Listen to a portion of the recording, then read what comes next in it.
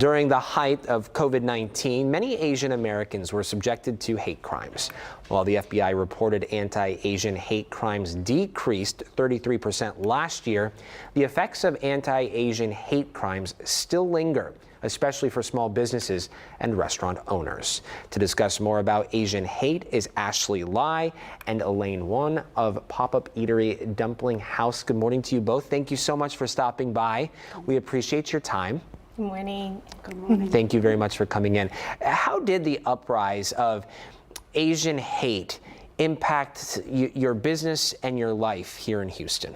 Yeah, we actually opened up our restaurant, our brick and mortar, 6 weeks before the pandemic hit. Oh my goodness. And so with the rise of Asian hate and the pandemic at the same time, it really affected our business. Not only do we not feel safe going outside, even in our own business, there were times where we weren't sure like if it was a safe place to be. We had to deal with some microaggressions from customers, but we were also really encouraged by just the solidarity we had with other Asian business owners, sharing our experiences and even sharing tips on how to deal with them. Yeah, support from the community. Yes, definitely. I cannot imagine, it's been your dream to get this restaurant up and running. 6 weeks later, the pandemic comes about, and then on top of that, you're dealing with this aggression, this hate. But years later, you're still standing, you're still here. Yes, we are still standing. We're still, doing pop-ups, we're still doing events and caterings and just trying to, keep our traditions alive and just, enjoy cooking as much as we can. I want to ask you about this slogan. It's on the shirt you're wearing. Love our people like you love our food. Talk to us about that. Yeah, it came inspired by this photo I had seen about this from this anti-Asian hate rally in New York City, and I saw somebody holding this cardboard sign, and it really resonated with me because over the course of since I was a child, we've really seen a transformation in the way people look and talk about Asian food. And even when my mom first immigrated here, Asian food, Chinese food was so different than how it is now. And when I saw this sign, I just saw just this plea in just trying to engage more with our culture, but then also just an invitation to, embrace the culture and not just aspects of it. Today, 4 years later, how would you describe the current temperature?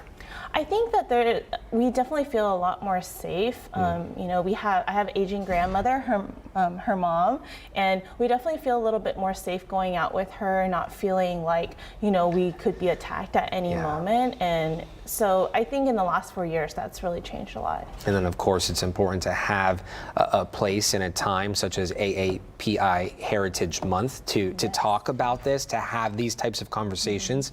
What does it mean to you to be able to have this time and this space to do just that? Yeah, I think AAPI Month really gives us the time to highlight some of the stories that we don't usually get to see, and seeing people that look like me represented in the media and hearing their stories just really inspires me and just gives me hope for possibilities that I never had before. Yeah. Elaine, you must be so proud. Oh, yeah, my daughter. Yeah. Cooking is a family tradition? Yes, it is. Yeah. Yes, I cook. I learned cook since because my father, and then he always cook. I watching him all the time.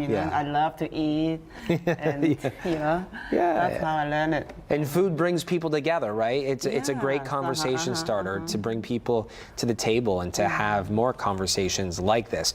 With that, it smells. I wish y'all could smell what it smells like in here because it smells amazing. Tell us what it is that you brought with you. Oh, this is a Szechuan, a spicy Szechuan noodle, and which is people like more spicy. Yes. And there's a chili garlic rice, and which is a more flavorful and gluten-free. There's a lot of people ask for gluten-free. And barbecue pork is my favorite since I was a kid. My father bought it, having meat for every week almost, Yeah. And what is it? Chili garlic noodle. What did you bring? Yeah, you made it. Chili garlic noodle, which is try to have people have a gluten-free too. Yeah. So it's a lot of people. I don't know why they keep asking gluten-free. For gluten-free, and, vegetarian. Vegetarian. Options. That's why we make the vegan dumpling. Oh, vegan dumplings. Vegan wow. dumpling is no salt. Very impressive. No eggs. They don't want eggs. Yeah. Okay. And then we have tofu. They don't want tofu. No, I love tofu. That's my favorite. I love tofu. I know. I mean, some people, but it tastes really good. But it's good that you have this variety, right, to offer people depending on what it is that they want. Yeah, I think that it's like keeping the traditional flavors, but trying to make things more accessible with the gluten-free things, with the allergy-friendly things, with vegan options. People have just the opportunity to try things maybe they didn't have before. That they otherwise wouldn't in previous times. Exactly. Okay, so talk to us. You made all of these fresh, but I also noticed that you have canned jars here and frozen dumplings. So talk to us about how people, do you sell these items as well? Yes, we do. So we're at the Urban Harvest Farmers Market every Saturday morning. That's off of Buffalo Speedway in Westheimer. Yeah. And there we sell pan-fried dumplings and also the rice, but then also we sell all these things that you can take home. So not only do we have the dumplings frozen that are really easy to prepare at home, there's instructions on the bag, but we also have these chicken wontons. So that's a wonton kit. So all you need to do is just boil them, and then we provide the sauce. So you just mix it up. And then we also have, we started doing gluten-free dumplings. And they're handmade gluten-free dumplings, and they're pretty much a very similar recipe. No soy, no eggs. Wow, that's really similar amazing. recipe to what we have. We got the Wagyu beef and from the Yeah, we had the Wagyu beef dumplings here, and we also partner with one of the vendors at the farmers market to be able to make these Wagyu beef and chive dumplings. And then here we have the sauces that we use to make some of these dishes here, the Szechuan chili oil for the Szechuan noodles, the chili garlic sauce for the rice, and then also dumpling sauce that we serve with the dumplings here. And so we serve them there, but then also we do catering and we do events, so people invite us to their parties. And do you have a storefront? Do you have a restaurant space? We don't have a restaurant space, but we can come out to you, and then we're also at the farmers market every Saturday, and we do events all over the city. So and people can connect with you on social media as well. social media, or send us an email. Okay.